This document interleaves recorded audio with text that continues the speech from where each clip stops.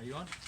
So some of you guys may have heard, I got pulled over last night, San Jose PD, and I was driving that thing.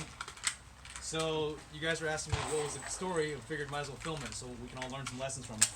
I'll try to keep this succinct because I tend to ramble, right? So the reason why. First of all, long story, I'm not going to get into the whole details of why, but I haven't driven this truck in a long time. My license plate was basically wrong, outdated, expired tags. And so I got a new license plate. I had the new license plate with me. I have my registration, I have my insurance, but it's all with me in my driver's seat. And cop looks at me, and he was a Marine. And he's like, "Huh, cool, Humvee." He looks at it again. He's like, yeah, expired tags." And then he looks in the back of my truck, full of guns, tons of guns. And he's like, guns in the truck, expired license plate. Let's pull this guy over, right? So he pulls me over in the parking lot, in and out, Safeway. Tons of people going back and forth. They want to open up everything. There's a bunch of the cop buddies, like 6 or 7 cops over there. They're opening all the boxes of guns. I'm like, damn, that's a lot of hardware. We just finished teaching a rifle class. I was loaning out like 10 guns to students. And so it was rifles and rifles and rifles and mags and ammo and targets and everything. And they're just opening everything and looking at it. And then so they're chit-chatting with me. So anyways, the first cop, he asked for backup, right? 2 guys show up. And the second guy shows up. He's like, "So you're still a firearms instructor? Heard you got broke in 3 years ago." And the first cop's like, "You know this guy?" And then the second cop's like, "No, I just read his file." But yes, I did get burglarized 3 years ago, and the guy stole a bunch of guns, and so in my file, I guess it reads firearms instructor from Florida, travels back and forth with his gun, you know. And so they're asking me like, okay, so now we get to the lessons learned.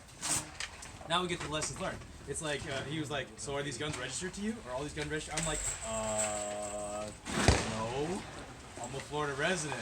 We don't register guns. Like, that's not a valid question. We don't register any guns. And then so the next cop comes like, "So are these guns registered to you?"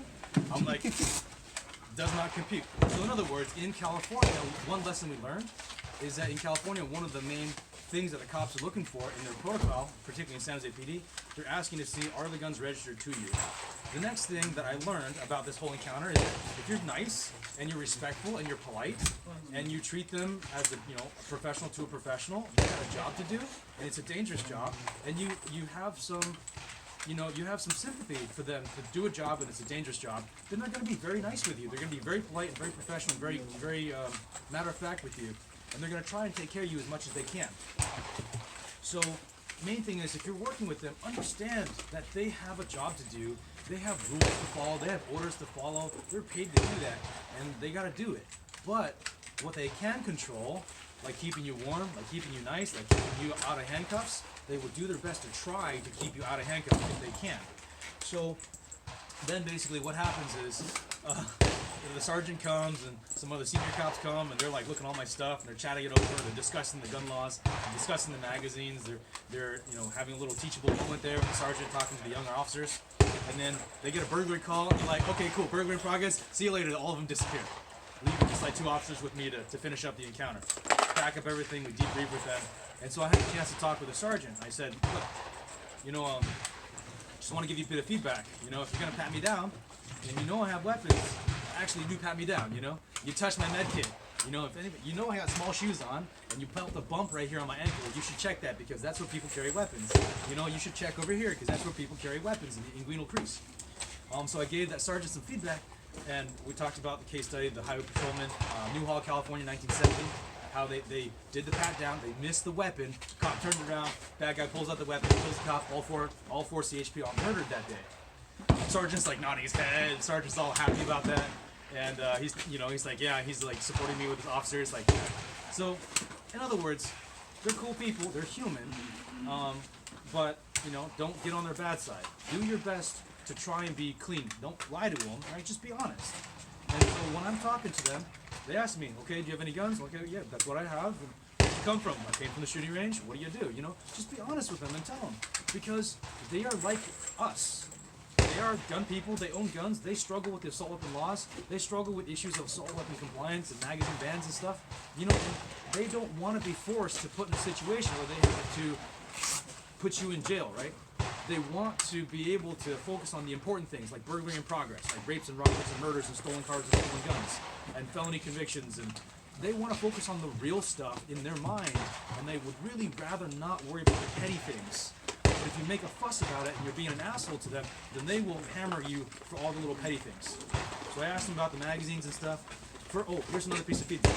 In the age of, we're done with, in the age of, what was it called, Magapalooza or Freedom Week, the cops in San Jose don't know about it. They don't know about it. They didn't hear about it. They did not hear about it at all. They are still under the impression that all high-capacity magazines are illegal. But at the same time, they're like, we turn a blind eye to all that. The other thing is I learned, they don't have all the details. They don't know how to discern what exactly is compliant or what's not compliant. And if you're not making a fuss, and you're not on their slimy radar, on their scumbag radar, they don't think you're a scumbag. They'd rather just not look. They'd rather not figure it out. They'd rather just assume like, hey, it's complicated. All the laws are fuzzy. I don't know what's legal and what's not legal. As long as you're being safe, and you look like you're legitimate, I'm gonna just trust you and just leave you be, right? So they're not trying to nitpick and hammer you unless they absolutely have to. But if you force them, then they will. So on the assault weapon stuff, do your best to be clean. So I asked the cop to give me some recommendations to give to you guys. He said, look, lock the guns in your trunk, in a bag, separate the ammunition from the guns, magazines are over here, guns are over here, avoid the obvious stuff, right? So like, no machine guns, no grenades, no dead hookers in the back of your car, no drugs, right?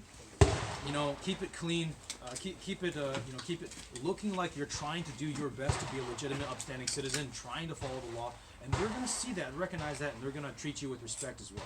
So that was the main feedback that the cops gave me. The other thing is, learn from me guys, keep your tags up to date, and if you're up to date, put the damn tag on your damn license plate so it looks up to date. Alright, peace.